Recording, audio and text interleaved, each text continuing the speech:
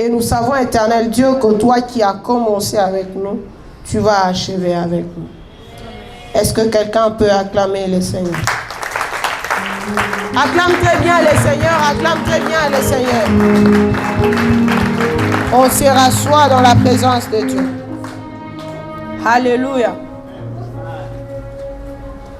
Avant de commencer, je dirais merci à l'apôtre Kevin, pour sa confiance en ma petite personne. Ce qui est sûr, depuis février, j'étais en train de remettre à demain et tout mon passage ici, mais Dieu nous a fait grâce d'être encore là. Je me sens à la maison et je suis très bénie de te voir. Alléluia. Je dis merci à toi qui es venu ici. Regarde à côté de toi, la chaise est vide, non?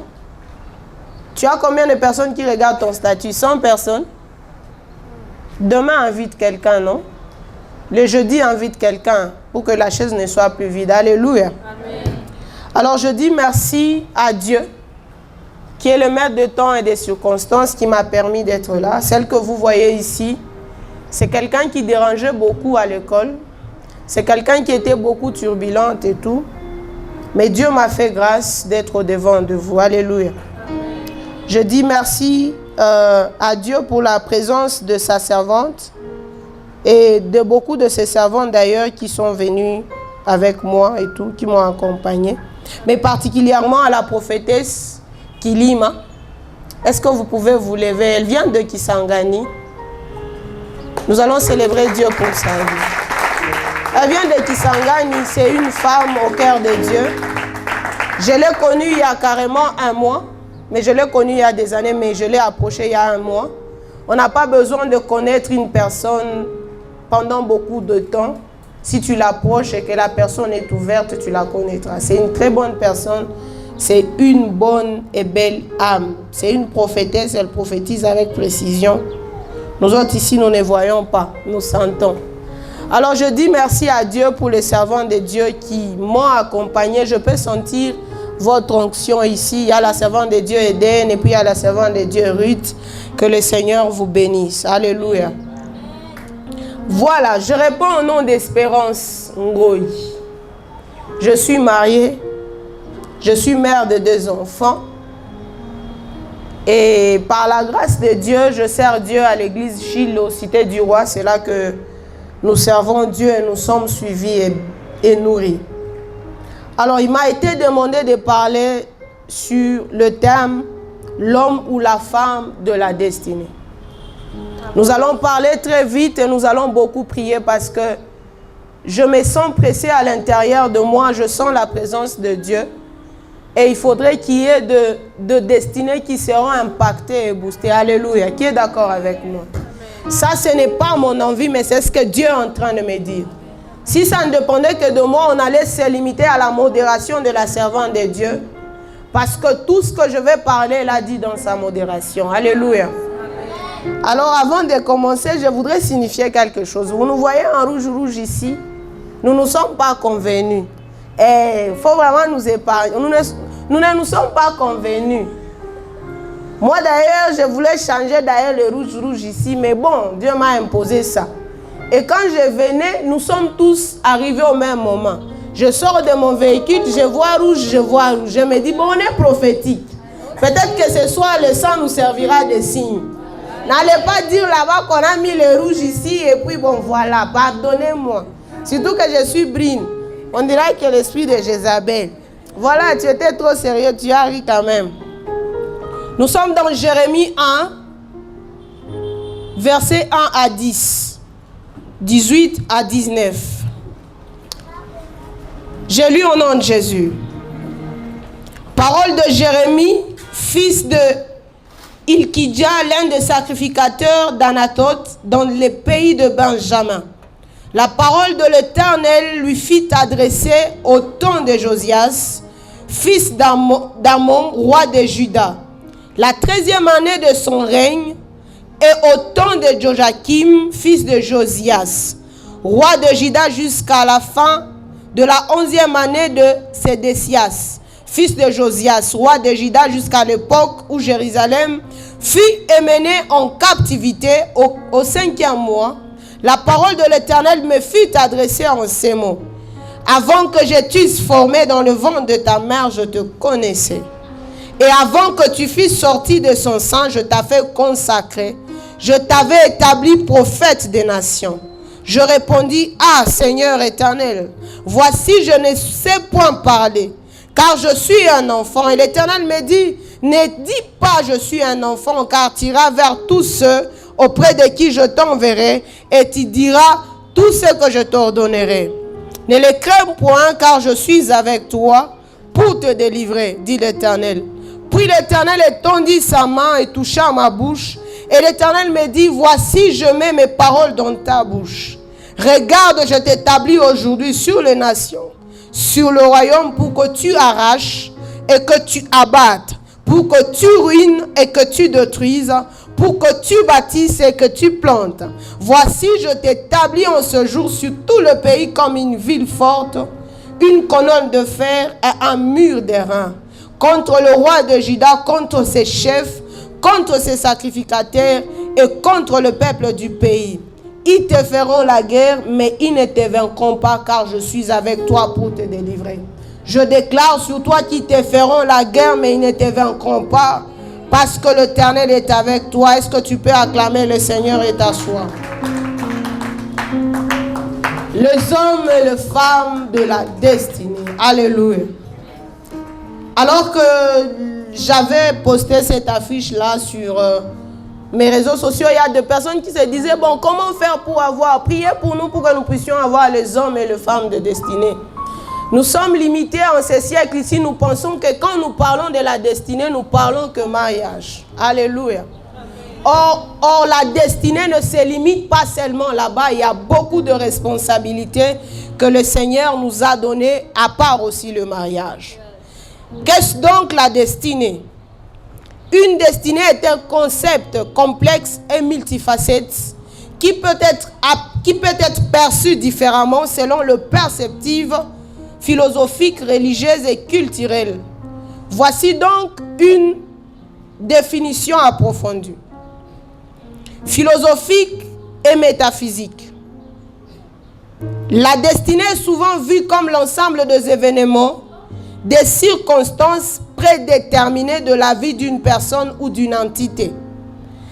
Cette prédétermination peut être attribuée à une force supérieure, au cosmos, aux lois de la nature. La question de savoir si la destinée est fixe ou si elle n'est pas, elle peut être influencée par les libres arbitres. C'est tout un débat en fait philosophique. Sur le plan religieux et spirituel, dans de nombreuses traditions religieuses, la destinée est liée à la volonté. Par exemple, dans le christianisme, la destinée peut être vue comme le plan de Dieu pour chaque individu. Et dans d'autres religions, le concept, par exemple, de karma, ça joue un rôle crucial où les actions passées influencent le futur. Culturel, la notion destinée apparaît souvent dans la littérature et le mythe comme un thème central symbolisant l'inévitable ou les forces inévitables qui façonnent le parcours de la vie. Les héros et héroïnes de nombreuses histoires classiques sont souvent confrontés à leur destinée. Sur le plan psychologique, d'un point de vue individuel, la destinée peut représenter la réalisation de son potentiel ou la poursuite de ses aspirations et de ses objectifs. Elle peut aussi inclure la croyance en une mission. Nous vivons dans le monde que Dieu a donné à l'homme qu'il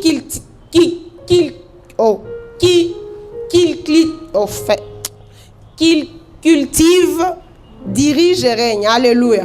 Nous sommes dans Genèse 1, 26 à 18. Je lis au nom de Jésus. Puis Dieu dit, faisons l'homme à notre image, selon notre ressemblance, et qu'il domine sur le poisson de la mer, sur les oiseaux du ciel, sur le bétail, sur toute la terre et sur tout le reptile qui rampe sur la terre. Alors Dieu a donné le potentiel à l'homme pour qu'il domine sur la terre. Alors nous avons vu les hommes et de femmes qui ont façonné le monde, et qui ont impacté le monde. Pourquoi ils sont arrivés à ce stade-là d'impacter, même de façonner? C'est parce qu'ils avaient, le mandat de Dieu, que Dieu les avait établis. Alléluia. Ici, je voudrais te dire qu'il n'y a pas une femme établie, il n'y a pas une femme et un homme accompli sans que Dieu puisse l'établir. Alléluia. L'homme ou la femme de la destinée. Voici quelques vérités sur la femme ou l'homme de la destinée. Dieu connaît les hommes. Dieu connaît l'homme et la femme de la destinée avec une destinée. Enfin, Dieu connaît un homme ou une femme qui a une destinée. Alléluia. Et Dieu les établit même avant la conception. Nous sommes dans Jérémie 1:5. Dieu dit à Jérémie qu'il le connaissait avant qu'il ne soit même formé dans le ventre de sa maman. Il était dans les plans globaux de Dieu. Alléluia. Et Psaume est en train de dire, mon corps n'était point caché devant toi.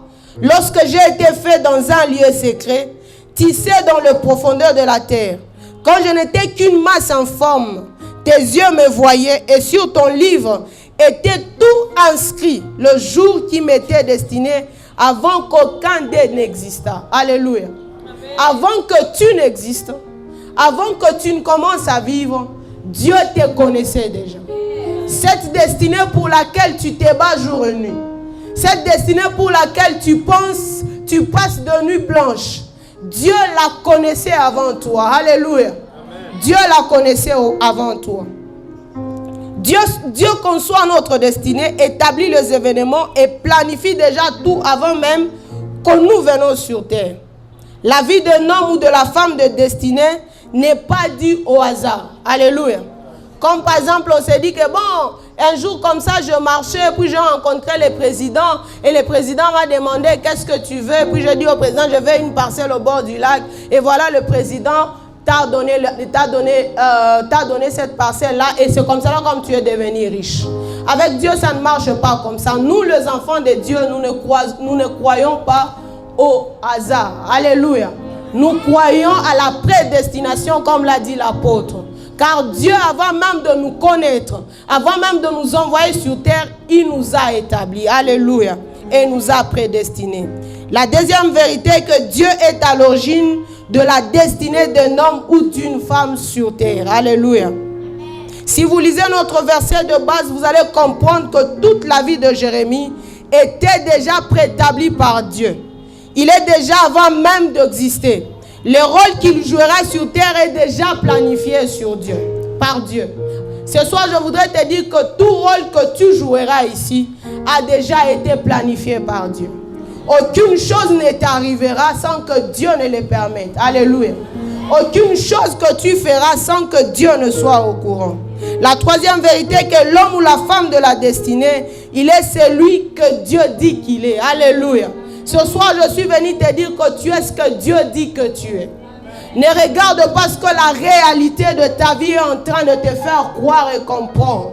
Sois en train de croire ce que Dieu dit sur toi. Et ce qui sort de la bouche de l'Éternel, c'est ça la vérité. Alléluia. Ce soir, tu peux m'aider à dire à ton voisin que crois pas à la réalité, sois en train de croire à la vérité. C'est vrai, la réalité, maintenant là, tu es fauché. La réalité, maintenant là, ça ne va pas à la maison. La réalité est que tu ne vois pas d'avenir, c'est sombre devant de toi. Mais la vérité est que avant que tu ne viennes sur terre, Dieu te connaissait et il t'avait établi. Alléluia. La vérité est que avant que tu ne sois ici, Dieu savait qu'à ce moment précis, nous serons ici et nous serons en train de booster notre foi. Alléluia. Je voudrais dire à une personne, ne sois pas déçu, ne sois pas confus. Dieu te connaît et connaît ta destinée. Nous sommes dans Jérémie 1:6. L'homme ou la femme de la destinée est un personnage redoutable car la présence de Dieu est avec lui. Alléluia. L'homme ou la femme de destinée, c'est une personne redoutable car la présence de Dieu est avec lui. Nous sommes dans Jérémie 1:8. Ne les crains point car je suis avec toi pour te délivrer, dit l'Éternel. Ils te feront la guerre mais ils ne te vaincront pas car je suis avec toi pour te délivrer, dit l'Éternel. Dieu nous garantit sa présence dans toutes circonstances de la vie. Nous serons différents parce que sa présence nous suit et la main forte nous arrache du danger. Ce soir, je suis venu dire à une personne que puisque tu as été préétabli par Dieu, puisque tu as été prédestiné par Dieu et que tu as été établi, sa présence t'accompagnera et il t'arrachera de tout danger. Tu n'as pas compris. Tu es dangereux quand tu marches avec Dieu. Tu deviens redoutable quand tu marches avec Dieu. Parce qu'il est celui qui s'appelle l'Éternel Dieu des armées. Maintenant, imagine-toi, tu marches avec celui qui contrôle toutes les armées de la terre. Ce soir, je suis venu déclarer sur ta vie. Puisque la présence de Dieu est avec toi, tu vas remporter toutes les batailles de ta vie. Dans le nom de Jésus. Puisque la présence de Dieu est avec toi, tu ne craindras plus le sorcier, tu ne craindras plus aucun mal parce que lui, il te soutient et il t'arrache du danger. Les hommes de destinée ne disent pas Amen. Alléluia. Cette soirée, c'est une soirée de femmes et des hommes de destinée. La présence de Dieu était avec Joseph et a poussé Pharaon à dire ceci. Où est-ce que nous aurons encore une personne aussi intelligente que Joseph? La présence de Dieu nous distingue. Quand tu es une femme et un homme de destinée, tout ce que tu dois aspirer, c'est avoir et de vivre la présence de Dieu. Parce que sans la présence de Dieu, tu peux avoir ta destinée et ça va rester comme ça. Tu n'iras nulle part. C'est la présence de Dieu qui fera que tu sois prospère. Et que quand on remarquera que tu es prospère, c'est là que Pharaon, c'est là que Potiphar prendra Joseph et le placera à côté de lui. Alléluia. Et c'est ainsi que Joseph commence à entrer dans sa destinée. Pourquoi? Parce que la présence de Dieu était sur lui. Ce soir, je suis venu te dire qu'il n'y a pas de destinée accomplie sans la présence de Dieu. Il n'y a pas de destinée réussie sans la présence de Dieu. Il n'y a pas de destinée qui impacte sans la présence de Dieu. S'il y a une chose que tu peux demander, ce n'est pas « Oh Dieu, montre-moi ma destinée. Oh Seigneur, qu'est-ce que je vais faire demain ?» Nous venons de lire qu'avant même que ta mère ne te conçoive. Non, c'est trop dire. Parce que là, il se serait déjà rencontré avec ton père. Avant même que ta mère ne rencontre ton père, Dieu te connaissait. Avant même que ton père ne commence à draguer ta maman, Dieu était là à côté. Il te connaissait, il connaissait cette destinée. S'il y a donc quelque chose qui doit nous préoccuper, ce n'est pas la destinée. Parce que la destinée, nous l'avons déjà. La chose qui doit nous préoccuper, c'est la présence de Dieu qui fera que cette destinée soit accomplie. Demande à ton voisin, est-ce que tu as la présence de Dieu? J'aime la présence de Dieu. C'est la présence de Dieu qui fait que là où tu es, qu'on puisse remarquer que toi, tu as une chose de différente que les autres n'ont pas. Vous me direz que dans toute Égypte, il n'y avait pas de personnes intelligentes. Là où la science a commencé, il n'y avait pas de savants. Il y avait toutes ces personnes-là. Mais Dieu avait réservé un homme et cet homme-là s'appelait Joseph. Qu'est-ce donc qu'avait Joseph que les autres n'avaient pas? C'est la présence de Dieu. C'est bien d'avoir une destinée, mais c'est mieux d'avoir aussi la présence de Dieu. Parce que la présence de Dieu fera que tu sois distingué des autres. Est-ce que quelqu'un peut acclamer la présence de Dieu? Alléluia. La présence de Dieu fait que nous soyons non seulement des hommes et des femmes de destinée, mais que nous soyons considérés comme étant des dieux. Alléluia. Je suis en train de voir Paul mordu par une vipère. La Bible est en train de dire que pendant que ces gens étaient en train d'attendre que Paul puisse succomber et tomber et mourir, la Bible est en train de dire que ces gens ont entendu pendant longtemps et ils ont conclu que c'était un Dieu. À chaque fois que tu refuses de cultiver la présence de Dieu dans ta vie, tu feras rater beaucoup d'opportunités afin que le Seigneur puisse gagner les âmes. Beaucoup. J'imagine ces jours-là, ces personnes ont demandé à Paul, c'est quoi ton secret? Quel est donc ton secret pour que nous aussi nous puissions arriver à toucher à ces fétiches-là? Ce soir, il y a des personnes qui viendront te chercher pour te dire que nous avons grandi ensemble. Nous avons tous joué ensemble au foot. Mais pourquoi toi tu excelles? Tu répondras à ces gens, j'excelle parce que j'ai la présence de Dieu dans ma vie. Au-delà d'avoir une parole prononcée sur ta vie, au-delà d'avoir une prophétie sur ta vie, cherche à voir la présence de Dieu dans ta vie. Est-ce qu'il y a des personnes qui aiment la présence de Dieu? Tu peux dire à ton voisin, la présence de Dieu est tout ce dont tu as besoin dans ta destinée. La présence de Dieu distingue les hommes et les femmes qui ont une destinée. L'homme et la femme de la destinée n'attendent pas le changement venant des autres, car le changement est apporté par eux. Alléluia. Quand tu es un homme et une femme de la destinée, tu n'attends pas que moi je vienne avec la solution. C'est toi la solution. Je suis venu dire à une personne que toi tu es une solution. Tu es une solution pour ta famille. Tu es une solution pour cette nation. Tu es une solution pour cette ville de Goma. Quand tu vois quelque chose qui ne marche pas ici à la maison de lumière, qu'est-ce que tu fais? Tu attends que l'apôtre vienne dire que bon voilà, il n'y a plus de micro. Les hommes et la femme de destinée, ce sont ceux qui apportent des solutions là où les autres ne peuvent pas. Alléluia. Les hommes et les femmes de destinée, ce sont des personnes provision. Les hommes et les femmes de destinée sont des personnes provision. Quand tu es devant une situation, dis-toi que c'est toi qui as cette opportunité-là. Et c'est toi qui es cette provision pour la personne. Alléluia. Les hommes et les femmes de la destinée marchent différemment des autres. Tu ne vas pas dire que tu es une femme ou un homme de destinée si tu ne marches pas différemment. Amen. Si tu remarques que ça ne va pas, c'est que Dieu est en train de t'appeler à être une solution. À chaque fois que Dieu t'expose au devant d'une information, c'est un appel à la prière. C'est un appel à faire quelque chose. Et ce soir, je voudrais que ensemble nous puissions prier. Parce que je sens vraiment m'arrêter là. Tel que vous êtes en train de me voir, je fais les efforts de mettre les mots. Ce n'est pas ce que j'avais prévu. Nous allons demander à ce que la présence de Dieu soit ici. Que la présence de Dieu nous remplisse. David avait la prédestination de devenir roi. Mais cela ne suffisait pas. Il fallait que l'Éternel soit sur lui.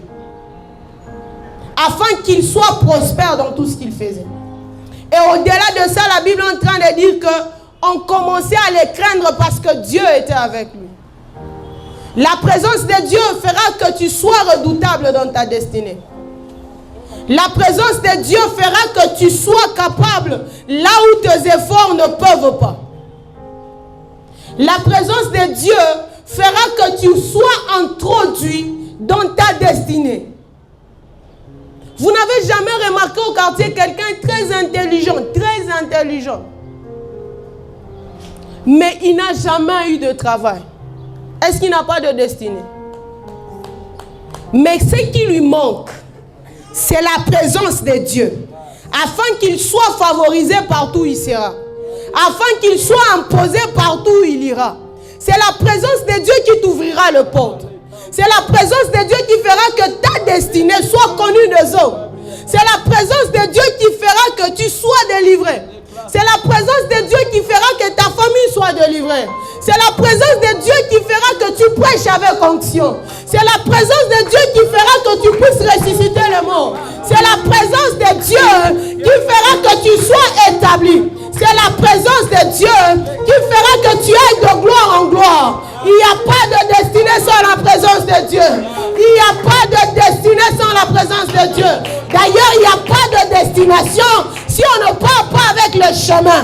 Il n'y a pas de destination si on ne part pas avec celui qui est le chemin. Est-ce que ceux-là qui ont compris peuvent s'élever et commencer à parler en langue?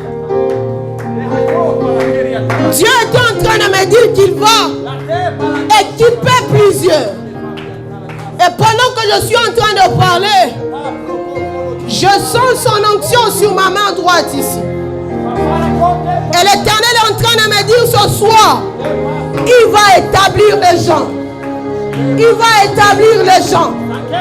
Seigneur, tu sais, qu'est-ce que j'ai dit, ce n'est pas ce que j'avais prévu. Tu sais combien je fais des efforts afin de lire des structures et tout ça. Mais tu m'as imposé une atmosphère. Tu m'as imposé une façon de faire. Nous sommes là, nous sommes là. Est-ce que tu peux élever ta voix? Est-ce que tu peux élever ta voix? Emmanuel est là. Ici présent avec nous. Halaman takazutelebesh. Halababababash. Voici ce que Dieu est en train de me dire. Que cette soirée, c'est une soirée d'envol. C'est une soirée d'envol. C'est une soirée d'envol. C'est une soirée d'envol. C'est une soirée d'envol. Halamanta kantolo biyabash. Halakandolo boshakayaba. Halemenda kazunta lamanta yabash. Halakanda kazunta lebeshakayaba. Halamanda kenda kayabasha. Halabababasha kanda kaluka.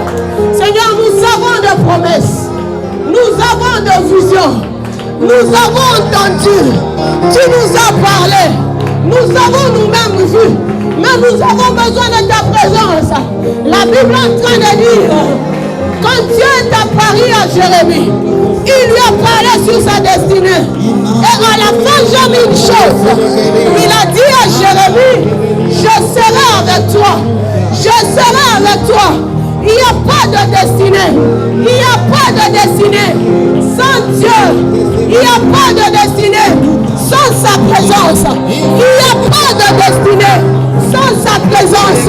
Il n'y a pas sa présence. À la manta quand tu l'oublies à vache. Je suis venu dire à une personne. Je suis venu dire à un Jérémie que tu ne pourras pas détruire sans la présence de Dieu. Tu ne pourras pas bâtir sans la présence de Dieu. Tu ne pourras pas construire sans la présence de Dieu.